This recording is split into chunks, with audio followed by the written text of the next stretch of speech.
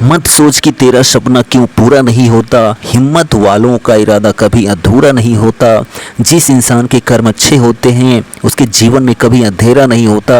नमस्ते दोस्तों, मैं हूं RS. Prajapati daily current affairs की क्लास लेकर आ गया हूं, तो वीडियो को बिना स्किप किए पूरा जरूर देखिएगा। आज हम बात करने वाले हैं 19 जून दिन सोमवार के करंट अफेयर्स की, तो वीडियो को पूरा एंड तक जरूर देखिएगा। और चैनल को आपने सब्सक्राइब नहीं किया तो सब्सक्राइब कर लीजिए और बेल आइकन को भी प्रेस कर दीजिए, जिससे आने वाली प्रत्येक वीडियो आप तक पहुंच सके। तो चलिए देख लेते हैं आज का सेशन। तो मोस्ट इंपॉर्टेंट सेशन है। तो पहला प्रश्न है कि हाल ही में ग्रैमी पुरस्कार में कितनी श्रेणियां जोड़ी गई हैं, यानी किन क्षेत्रों में और दिया जाएगा क्या ग्रैमी पुरस्कार। तो 3 क्षेत्रों को जोड़ा गया है। वो कौन से क्षेत्र हैं, तो ध्यान दीजिए। सर्वश्रेष्ठ वैकल्पिक संगीत प्रदर्शन को, सर्वश्रेष्ठ बोली जाने वाली कविता एल्बम, और जो है सामाजिक परिवर्तन के लिए सर्वश्रेष्ठ संगीत को जो है ग्रैमी अवार्ड्स दिया जाएगा। और ग्रैमी अवार्ड्स की शुरुआत जो है, पहला ग्रैमी अवार्ड्स समारोह 4 मई 1959 को आयोजित किया गया था, जिसमें वर्ष 1958 के लिए कलाकारों द्वारा संगीतमय उपलब्धियों का सम्मान किया गया था। और 2011 के समारोह के बाद जो है अकादमी ने 2012 के लिए कई ग्रैमी अवार्ड श्रेणियों को जो है पुरस्कृत किया है। ठीक। सेकेंड नंबर क्वेश्चन है कि ISS में उगाए गए एक खूबसूरत जिनिया फूल की तस्वीर किसने शेयर की है। तो ISS में उगाए गए एक खूबसूरत जीनिया फूल की तस्वीर जो है वो नासा ने शेयर की है। किसने, नासा ने शेयर की है। ठीक है, तो ये बिंदु आप याद रखेंगे। और नासा के बारे में पहले जान लेते हैं। तो इसकी स्थापना 29 जुलाई 1958 को हुई थी। कब हुई थी, 29 जुलाई 1958 को जो है नासा की स्थापना हुई थी। ठीक है, तो ये बिंदु आप याद रखेंगे। और जो मुख्यालय है वाशिंगटन DC है, और नासा का जो फुल फॉर्म होता है national aeronautics and space administration होता है। और जो चीफ हैं इसके AC चेयरमैन हैं किसके, नासा के। तो हम बात करते हैं ISS, ठीक है, जिसने खूबसूरत जिनिया फूल की तस्वीर खींची है। तो यूरोपीय अंतरिक्ष एजेंसी ESA के अनुसार जो है ISS का स्वामित्व किसी एक देश के पास नहीं है, और यह यूरोप, संयुक्त राज्य अमेरिका, रूस, कनाडा और जापान के बीच एक सहकारी कार्यक्रम है। कौन सा, तो ISS। ठीक है, तो ये आप याद रखेंगे, इंटरनेशनल सैटेलाइट्स स्पेस। ठीक है, चलिए नेक्स्ट क्वेश्चन देखिए। यहाँ पर थर्ड नंबर है कि हाल ही में एवरेस्ट से भी ऊंची पर्वत श्रृंखला कहाँ पर मिली है। तो हाल ही में जो है एवरेस्ट से भी ऊंची पर्वत श्रृंखला पृथ्वी के कोर के पास मिली है। कहाँ पर, पृथ्वी के कोर के पास। ठीक है, तो पृथ्वी की जो परतें हैं 3 हैं, क्रस्ट, मेंटल, कोर। ठीक है, क्रस्ट जो है सबसे ऊपरी परत, मेंटल जो है वो बीच की है, और जो कोर है वो सबसे निचली परत है। ठीक है, तो ये बिंदु ही आप याद रखेंगे। नेक्स्ट क्वेश्चन देखिए यहाँ पर फोर्थ नंबर है कि a life well spend core decades in the Indian foreign service नामक पुस्तक किसने लिखी है। तो a life well spend core decades in the Indian foreign service पुस्तक जो है वो सतीश चंद्रा ने लिखी है। किसने, सतीश चंद्रा राजनयिक ने लिखी है क्या, पुस्तक। ठीक है, और सतीश चंद्रा जो हैं राजनयिक जो हैं वो वर्तमान में वाइस चेयरपर्सन हैं किसके, तो think tank Vivekananda international foundation के जो है वाइस चेयरमैन हैं। कौन, सतीश चंद्रा वर्तमान में। और वह जो है जो think tank Vivekananda international foundation है, यह जो है नई दिल्ली में स्थित है। ठीक। नेक्स्ट क्वेश्चन है फिफ्थ नंबर कि जूली लद्दाख यानी कि हेलो लद्दाख नामक आउटरीच प्रोग्राम हाल ही में किसने शुरू किया है। तो जूली लद्दाख यानी कि हेलो लद्दाख नामक आउटरीच प्रोग्राम हाल ही में जो है भारतीय नौसेना ने शुरू किया है।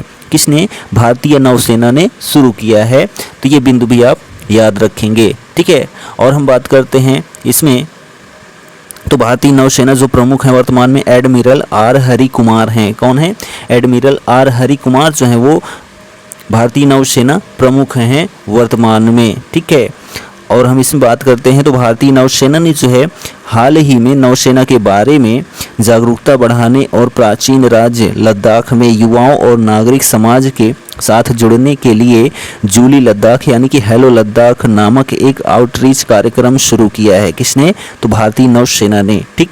नेक्स्ट क्वेश्चन है यहाँ पर 6 नंबर की G20 चौथी शिक्षा कार्य समूह की बैठक की मेजबानी कौन करे। तो G20 चौथी शिक्षा कार्य समूह की बैठक की मेजबानी शिक्षा मंत्रालय करेगा। कौन करेगा, शिक्षा मंत्रालय। वो भी कहाँ का, पुणे का यानी कि महाराष्ट्र का, ठीक है। तो महाराष्ट्र राज्य के जो शिक्षा मंत्री हैं वो विनोद तावड़े हैं। कौन है? विनोद तावड़े हैं, ठीक। चलिए, और भारत के जो शिक्षा मंत्री हैं वो धर्मेंद्र प्रधान हैं वर्तमान में, ठीक। नेक्स्ट क्वेश्चन है यहाँ पर 7 नंबर, नई दिल्ली में राष्ट्रीय जल पुरस्कार किसके द्वारा प्रदान किए गए हैं? तो नई दिल्ली में राष्ट्रीय जल पुरस्कार जो है उपराष्ट्रपति के द्वारा, किसके द्वारा? उपराष्ट्रपति जगदीप धनखड़ के द्वारा जो है राष्ट्रीय जल पुरस्कार प्रदान किया गया है, ठीक। तो वर्तमान में जो उपराष्ट्रपति हैं जगदीप धनखड़ हैं, एक भारतीय राजनीतिज्ञ हैं जो भारत के निर्वाचित 14वें उपराष्ट्रपति हैं, और राष्ट्रपति जो हैं वो द्रौपदी मुर्मू हैं वर्तमान में। और जो जल पुरस्कार प्रदान किया गया, सर्वश्रेष्ठ जो राज्य रहा वो मध्य प्रदेश रहा, दूसरे नंबर पर हरियाणा रहा और तीसरे नंबर पर कर्नाटक राज्य रहा, ठीक। नेक्स्ट क्वेश्चन है यहाँ पर कि प्रधानमंत्री नरेंद्र मोदी ने किस ग्रैमी अवार्ड सम्मानित गायिका के साथ मिलकर अबंडेंस इन माइलेट्स शीर्षक से एक गीत लिखा है?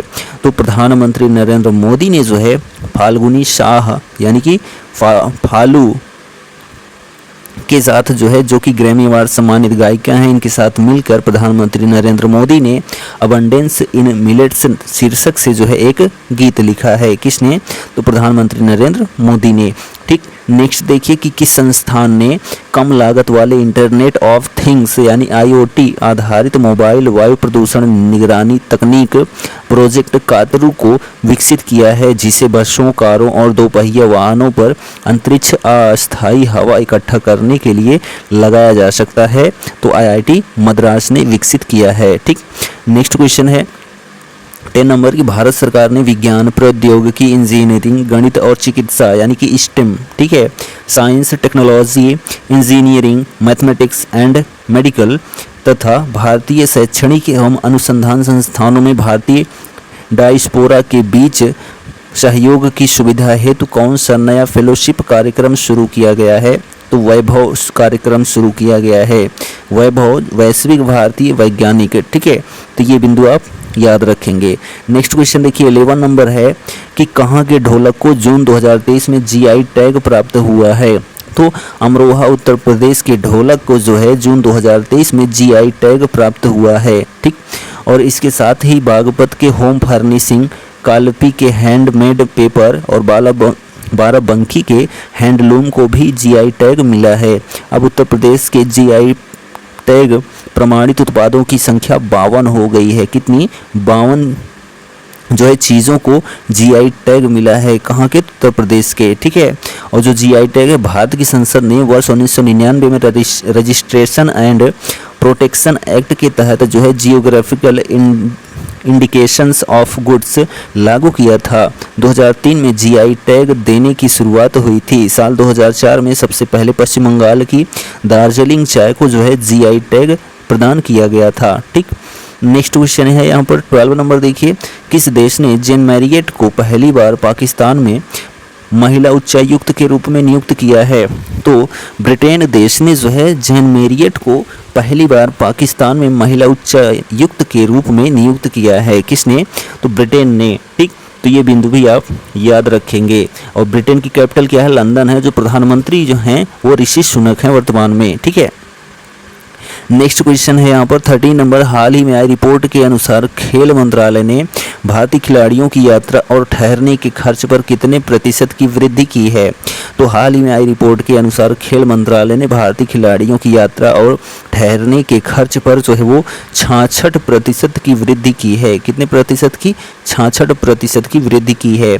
और भारत के खेल एवं युवा कल्याण मंत्री जो हैं वर्तमान में अनुराग सिंह ठाकुर हैं, ठीक। नेक्स्ट क्वेश्चन है 14 नंबर, जम्मू के, ठीक है, किस जिले में निःशुल्क टेलीमेडिसिन सेवा और डॉक्टर ऑन व्हील्स एम्बुलेंस सेवा का शुभारंभ किया गया है? तो जम्मू के जो है कठुआ जिले में, किसमें? जम्मू के कठुआ जिले में निःशुल्क टेलीमेडिसिन सेवा और डॉक्टर ऑन व्हील्स एम्बुलेंस सेवा का शुभारंभ किया गया है। कहाँ पर? जम्मू कश्मीर के कठुआ जिले में, ठीक है। तो ये बिंदु आप याद रखेंगे। और जो जम्मू कश्मीर के प्रशासक हैं मनोज सिन्हा हैं वर्तमान में, ठीक। चलिए नेक्स्ट क्वेश्चन है 15 नंबर कि किसके द्वारा राष्ट्रीय पाठ्य चर्चा की रूपरेखा के आधार पर पाठ्य पुस्तकों के एक नया सेट विकसित किया जा रहा है। तो एनसीईआरटी के द्वारा, किसके द्वारा? एनसीईआरटी के द्वारा जो है राष्ट्रीय पाठ्य चर्चा की रूपरेखा के आधार पर पाठ्य पुस्तकों का एक नया सेट विकसित किया जा रहा है। किसके द्वारा? तो एनसीईआरटी के द्वारा। तो एनसीईआरटी यानी कि national council of educational research and training होता है फुल फॉर्म, जिसकी स्थापना 1961 में हुई थी। कहाँ पर? तो नई दिल्ली में, ठीक है। और जो डॉक्टर दिनेश प्रसाद सकलानी हैं, इनको 2022 से इस परिषद का निदेशक नियुक्त किया गया है। किसका? एनसीईआरटी के निदेशक जो हैं वो कौन है? तो दिनेश प्रसाद सकलानी हैं, ठीक है। चलिए नेक्स्ट क्वेश्चन देखिए 16 नंबर की हाल ही में किसके द्वारा जो है national time release study 2023 report जारी की गई है। तो हाल ही में जो है CBIC के द्वारा, ठीक है, किसके द्वारा? हाल ही में CBIC के द्वारा जो है national time release study 2023 report जारी की गई है। और जो CBIC होता है यानी कि central bureau of indirect taxes and customs होता है, ठीक, जिसकी स्थापना 1 जनवरी 1964 को हुई थी। और जो अध्यक्ष हैं विवेक जौहरी हैं, किसके? CBIC के यानी कि central board of indirect taxes and customs, ठीक। नेक्स्ट क्वेश्चन 17 नंबर की हाल ही में किसने शहीद हुए शांति सैनिकों के लिए एक नई स्मारक दीवार स्थापित करने के प्रस्ताव को अपनाया है? तो UNGA ने, किसने?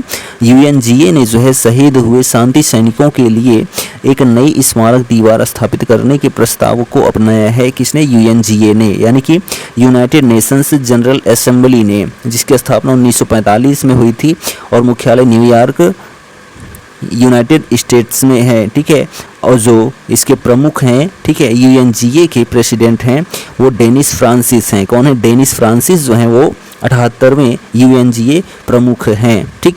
चलिए नेक्स्ट क्वेश्चन देखिए यहाँ पर 18 नंबर कि किस देश के लुजोन द्वीप पर स्थित सबसे सक्रिय मायून ज्वालामुखी में 13 जून 2023 को विस्फोट हुआ? तो फिलीपींस देश में स्थित जो है लुजोन द्वीप पर स्थित सबसे सक्रिय मायून ज्वालामुखी में 13 जून 2023 को विस्फोट हुआ, ठीक। और 1938 में राष्ट्रीय उद्यान घोषित होने के बाद 2000 में नाम मायून ज्वालामुखी प्राकृतिक उद्यान रखा गया था। किसको? तो मायून ज्वालामुखी को, ठीक है।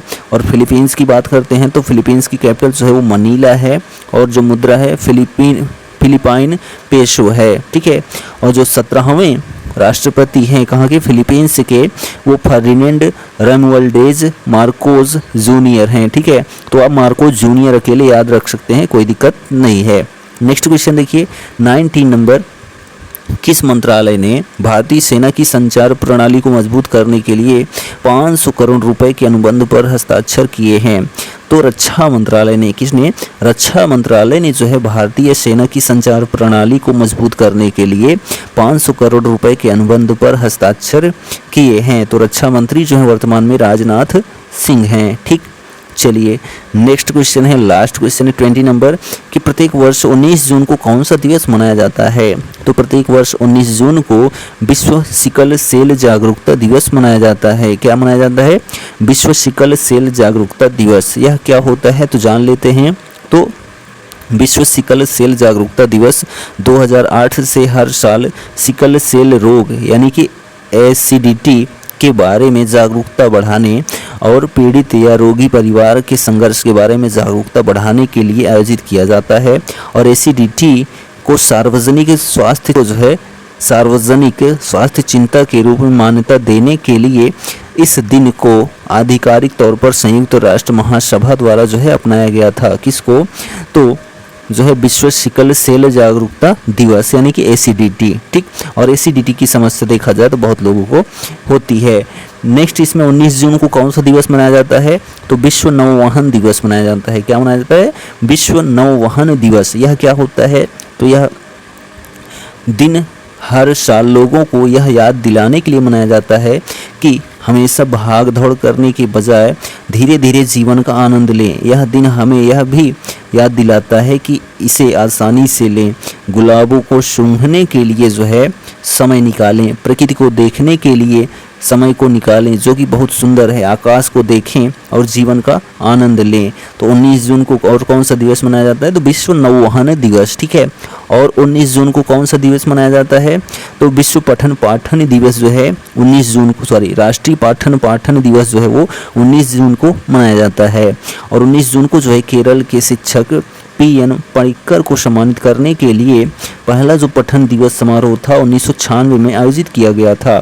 और 19 जून 2017 को प्रधानमंत्री ने 22वें राष्ट्रीय पठन माह समारोह का शुभारंभ किया। और 2022 तक जो है देश के सभी नागरिकों के बीच पढ़ो और बढ़ो के संदेश को फैलाने के लिए एकता का आह्वान किया। किसने? तो प्रधानमंत्री नरेंद्र मोदी ने। तो 19 जून को जो है राष्ट्रीय पठन पाठन दिवस भी मनाया जाता है, ठीक। तो यह जो है हमारा 19 जून का करंट अफेयर्स कंप्लीट होता है। वीडियो कैसा लगा कमेंट करके जरूर बताइए। और चैनल पर पहली बार आए हैं तो चैनल को सब्सक्राइब करना ना भूलें। डेली की तरह आज भी हम आपसे कहेंगे, कर दिखाओ कुछ ऐसा कि दुनिया करना चाहे आपके जैसा। Thank you, goodbye, take care.